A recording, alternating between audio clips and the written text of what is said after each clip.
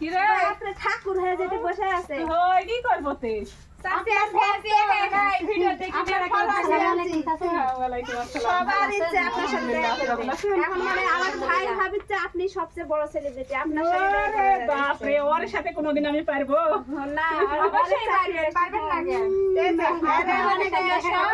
আপনার সাথে দেখা করবে আপনার বাড়ি দেখতে আপনার সাথে কথা বলবে তো তাহলে আজকে তুই সবটাই পূরণ করি এই যে আজকে চাচির সাথে দেখা হয়ে ভালো লাগলো সামনাসামনি থেকে কালো চাচি চাচি কালো চাচি ভালো চাচি মনটা কিন্তু অনেক ভালো ভালো